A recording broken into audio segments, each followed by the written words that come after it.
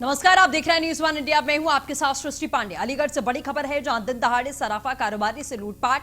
तमंचे के दम पर सराफा कारोबारी से लूटपाट की वारदात को अंजाम दिया गया। दिन दहाड़े दुकान में घुसकर अंजाम दिया गया वारदात को। पहले हाथ को सैनिटाइज किया गया, उसके बाद में लूटपाट की वारदात को अंजाम दिया गया। मतलब पूरे नियमों का पालन करते हुए लूट की गई है। और 35 लाख के जेवर, सराफा कारोबारी से 50,000 रुपए की नकदी भी लूटी गई है।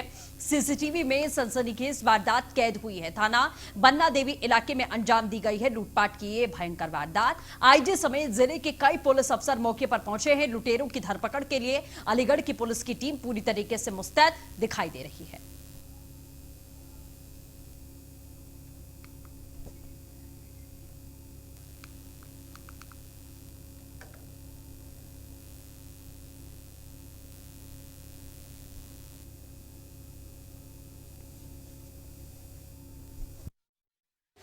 भैया ग्राहक बैठे हुए थे दुकान पे, 3 बंदे आए कट्टा लेके। मगर ये है कि कट्टा दिखा के वो तिजोरी खाली करके ले गए। तिजोरी खाली करके ले गए। और हमारे प्रशासन ने सारी वीडियो या व्हाट्सएप द्वारा जो भी है उन्होंने ले रखी हैं। और वो कह रहे हैं बंदे साफ से पहचान में आ रहे हैं, वो तुरंत इनका। आज से 4 साल पहले भी दिन में मेरे यहाँ डकैती पड़ चुकी है। अब प्रशासन ने आश्वासन दिया है, देखता हूँ मैं कितनी देर के लिए आश्वासन दिया है कि ये कुछ करवाते हैं या नहीं करवाते हैं। सर आज कितने समय था जब वो लोग आए थे? 1:04। कितने लोग होंगे तकरीबन सर? 3 जने, तीनों के हाथ में कट्टे थे। सर आपके सीसीटीवी लगे हुए हैं, क्या उसमें नजर आ रहे हैं? सारी रिपोर्ट मेरे पास सब अवेलेबल है। सर कितने जेवरात तो कितने नकदास लेके क्या रखोगे? तोल के नहीं दिया मैंने उनको। उन्होंने लूट की है तो 700, 600, 700 ग्राम के करीब लूट के ले गए। प्रशासन को साफ साफ दिख रहा है 40,000, 50,000 रुपए का कैश गया है। छोटा बच्चा बैठा था तिजोरी पे, इसके कान पे कट्टा रख के जब चले हैं दुकान पे, मुझे थोड़ा सा एहसास हो गया था, इसलिए मैं यहाँ से अपने मकान में अंदर भाग गया। उन्होंने देख लिया कि बंदा भाग रहा है और उन्होंने कट्टा निकाला कि वो अंदर भाग गया। मैं भाग के छत पे गया हूँ, हल्ला मचाया है। उनने आधा मिनट नहीं लगाया, जोर के हाथ लगा, क्योंकि उनको खतरा हो गया कि एक दुकानदार भाग गया। दुकानदार तो भाग गया बाहर, इसलिए उनके हाथ पैर फूल गए। जितना सामान यहाँ से चोरी कर सकते थे यहाँ से वो सारा ले गए। वो सामान ले रहे थे, एकदम से ये है, इनने हाथ सैनिटाइज करा। पापा को शक हुआ तो पापा भागे यहाँ से। मैं तिजोरी पे बैठा था, मेरे पे जैसे यहाँ पर तो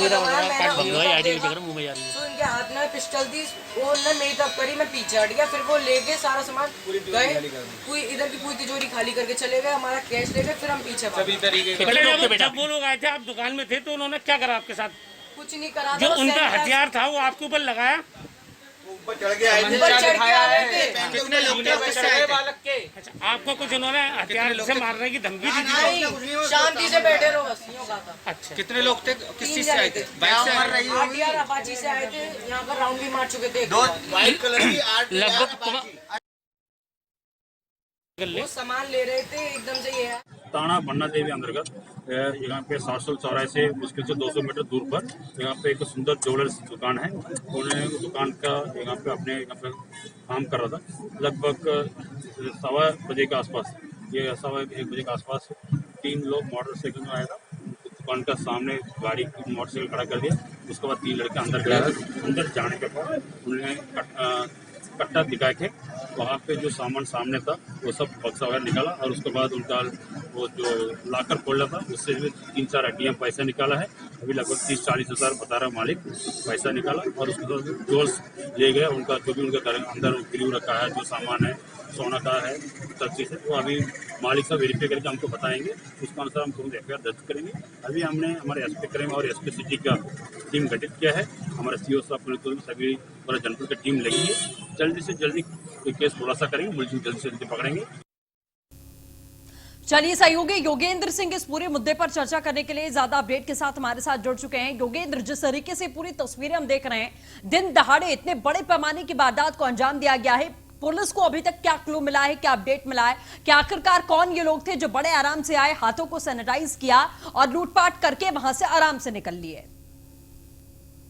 देखिए, जिस तरीके से अलीगढ़ की पुलिस है, अलीगढ़ की पुलिस में जो SSP मुनीराज जी हैं, वो काफी हद तक कोशिश कर रहे हैं कि अपराधों पर अंकुश लगा जाए।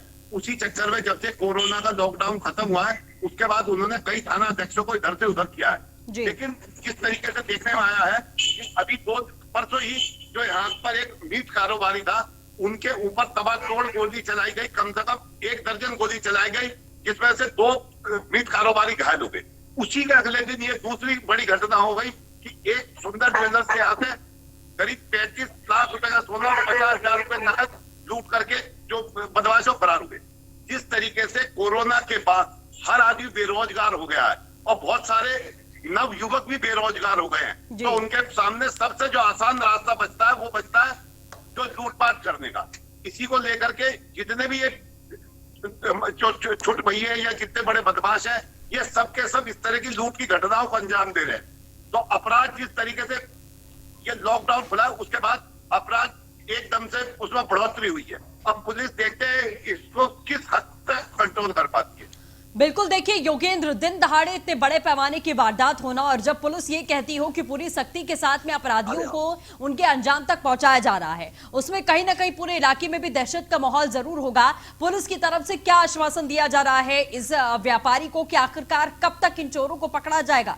क्योंकि साफ तौर पर बड़े ही आराम से ऐसे लग रहा है कोई पुलिस का, कोई कानून व्यवस्था का, किसी प्रकार का कोई खौफ इनमें है ही नहीं। बड़े आराम से आते हैं, सैनिटाइज करते हैं, चोरी करते हैं और चले जाते हैं। आ जाओ हल्के से, धीमे धीमे। देखिए जिस तरीके से यहाँ पर यह घटना हुई है, और आपने देखा होगा कि अभी 2 दिन पहले इसमें तो गनीमत ये रही है कि किसी को गोली नहीं लगी, लेकिन अभी चलिए ठीक है योगेंद्र, आप नजर बनाए रखिएगा, हम आपसे अपडेट लगातार इस पूरे मामले पर लेते रहेंगे। फिलहाल के लिए बहुत बहुत शुक्रिया। लखनऊ से बड़ी खबर है जहां मुरादाबाद मंडल की समीक्षा कर रहे हैं CM Yogi Adityanath. Video conferencing के जरिए समीक्षा बैठक कर रहे हैं सीएम योगी। मुरादाबाद में विकास कार्यों की जानकारी ले रहे हैं सीएम योगी आदित्यनाथ। ये बड़ी खबर आपको बता दें, हमने लगातार आपको अपडेट दिया था कि सीएम योगी आदित्यनाथ आज शाम वीडियो कॉन्फ्रेंसिंग करने वाले हैं और सीएम वीडियो कॉन्फ्रेंसिंग कर रहे हैं। मुरादाबाद में विकास कार्यों की सीएम जानकारी ले रहे हैं।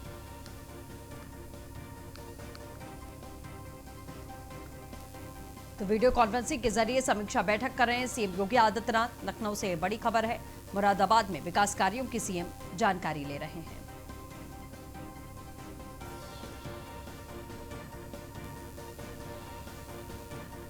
तो लगातार ये बड़ी खबर हम आपको बता रहे हैं वीडियो कॉन्फ्रेंसिंग के जरिए। मुरादाबाद में विकास कार्यों की सीएम योगी आदित्यनाथ समीक्षा कर रहे हैं।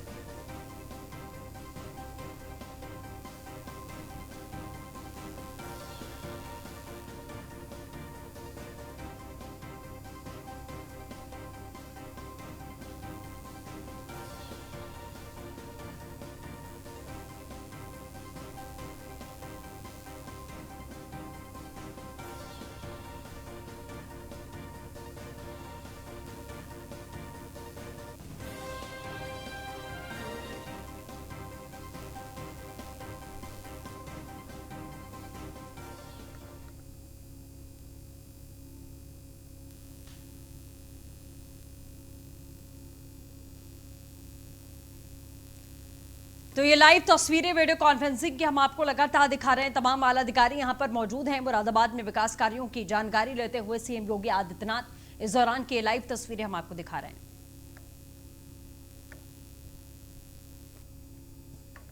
तमाम आला अधिकारी यहां पर मौजूद हैं। वीडियो कॉन्फ्रेंसिंग के जरिए सीएम योगी आदित्यनाथ समीक्षा कर रहे हैं।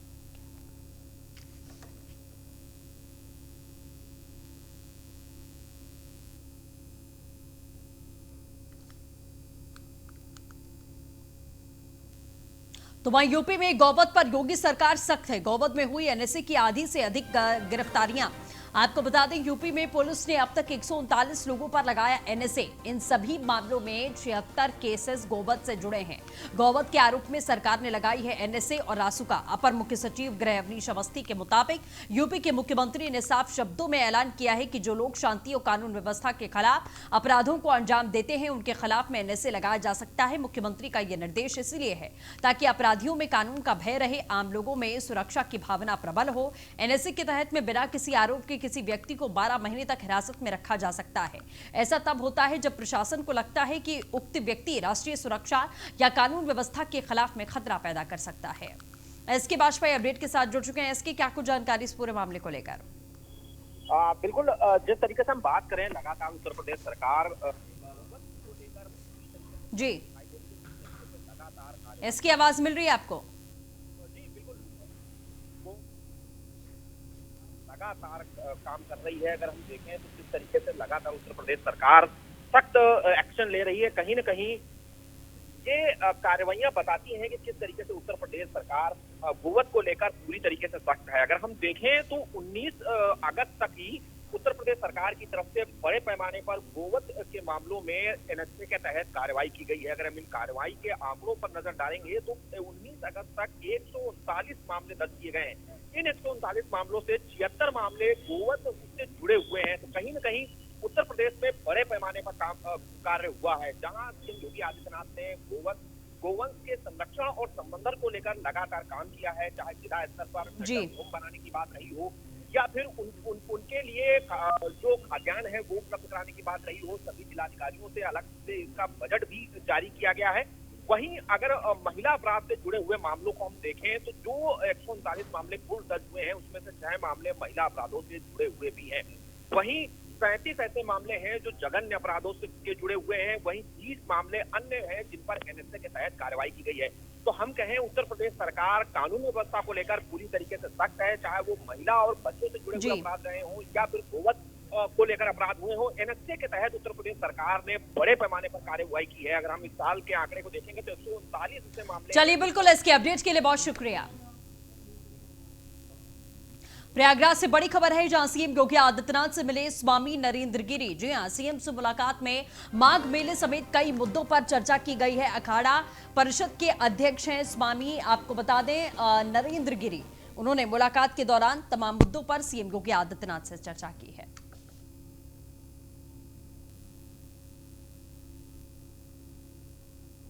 खबर लखनऊ से है, जहां योगी सरकार की किरकिरी करा रहे हैं कुछ अधिकारी। भ्रष्टाचारियों पर कार्रवाई कर रहे सीएम योगी आदित्यनाथ, लेकिन भ्रष्टाचारियों को बचाने में जुटे हैं कुछ अधिकारी। कौन है यूपी में ट्रांसफर पोस्टिंग गैंग का सरगना? क्या सीएम का चाबुक भ्रष्टाचारियों को पनाह देने वालों का भी चलेगा? आपको बता दें, क्या तबादलों को लेकर यूपी के ईमानदार अफसरों की मीटिंग होती है? क्या यूपी में तबादला कमेटियों का विस्तार नहीं होना चाहिए? क्यों नहीं बहुमत के साथ हो अधिकारियों का चयन? ये सवाल है। अब तक चंद अफसर मिलकर करते हैं जिलों में ट्रांसफर पोस्टिंग का काम। क्या आईपीएस तबादला कमेटी में प्रमुख सचिव मुख्यमंत्री, प्रमुख सचिव गृह, डीजीपी के साथ साथ एडीजी, एलएनओ और डीजी इंटेलिजेंस को भी शामिल करना होगा? आईएएस तबादला कमेटी में प्रमुख सचिव मुख्यमंत्री, प्रमुख सचिव नियुक्ति, प्रमुख सचिव गृह और मुख्य सचिव को शामिल होना चाहिए।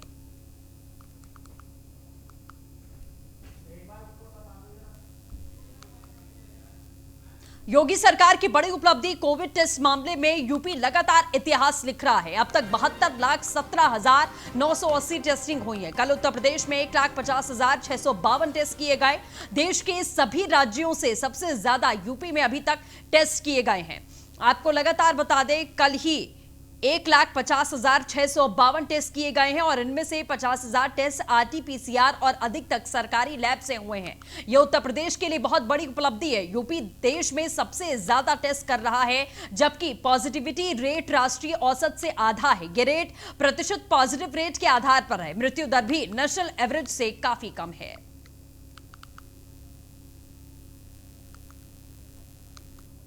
तो वहीं यूपी में 3 लाख के करीब कोरोना संक्रमितों की तादाद पहुंच गई है। कोरोना के 67,321 एक्टिव केसेस हैं। यूपी में कोरोना से 2,27,000 से ज्यादा लोग ठीक हुए हैं। संक्रमण से अब तक 4,282 लोगों की मौत हुई है। यूपी में कल 1,50,652 लोगों के टेस्ट किए गए। यूपी में अब तक कुल 72,17,980 सैंपल्स की जांच हुई। यूपी में कोरोना की पॉजिटिविटी रेट 4.14% है। एसीएस स्वास्थ्य अकेले लखनऊ में कोरोना के कुल 1,181 नए मामले हैं।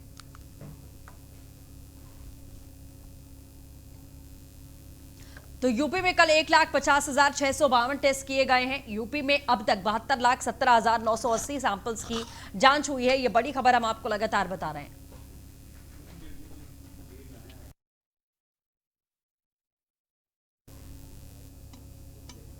तो यूपी में 3 लाख के करीब कोरोना संक्रमितों की तादाद है। आंकड़ा लगातार बढ़ता जा रहा है। कोरोना के 67,321 एक्टिव केसेस हैं।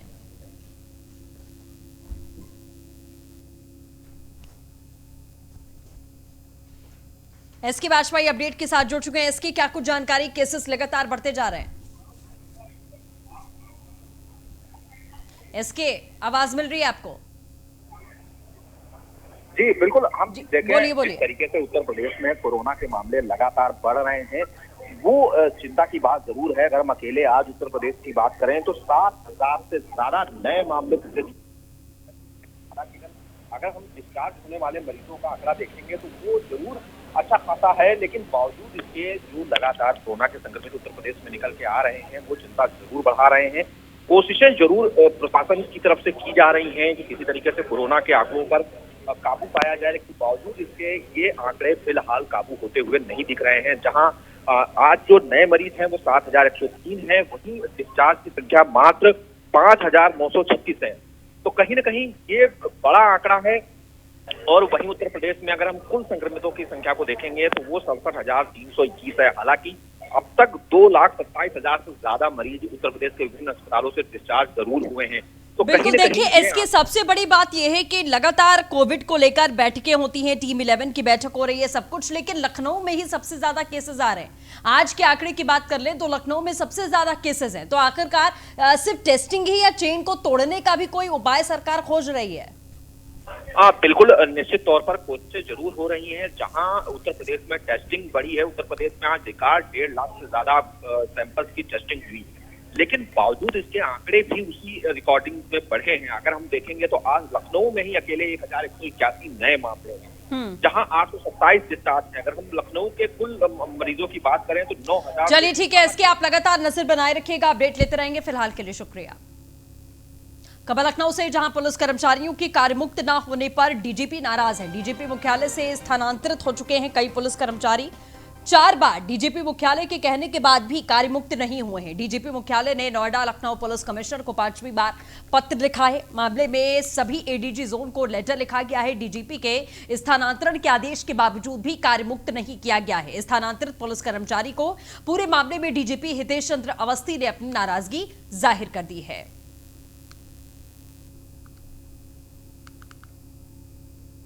यूपी पीसीएस 2018 के नतीजे आ चुके हैं। आपको बता दें, टॉप 3 में लड़कियों ने अपनी जगह बनाई है। यूपी पीसीएस 2018 के टॉपर अनुज नेहरा, संगीता राघव को दूसरा स्थान मिला, ज्योति शर्मा को तीसरा स्थान मिला है। जी हां, तो बड़ी उपलब्धि है। जाहिर तौर पर यूपी पीसीएस 2018 के टॉपर रहे हैं अनुज नेहरा और संगीता राघव को दूसरा स्थान प्राप्त हुआ है। इसके साथ ही तीसरे स्थान की बात करें तो ज्योति शर्मा को तीसरा स्थान मिला है। टॉप 3 में लड़कियों ने अपनी जगह बनाई है।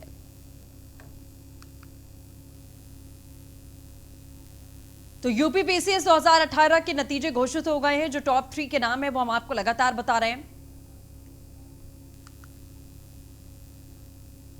तो वहीं सीएम योगी आदित्यनाथ ने यूपी पीसीएस में चुने गए सभी युवाओं को बधाई दी है। सीएम योगी ने अपने ट्वीट में लिखा, अपनी मेधा और ज्ञान के बल पर लोक सेवा आयोग उत्तर प्रदेश द्वारा आयोजित राज्य प्रवर अधीनस्थ सेवा परीक्षा 2018 में सफल सभी युवाओं को बधाई। नए उत्तर प्रदेश के निर्माण में आपकी प्रतिभा अत्यंत उपयोगी सिद्ध होगी। मेरी शुभकामनाएं हैं।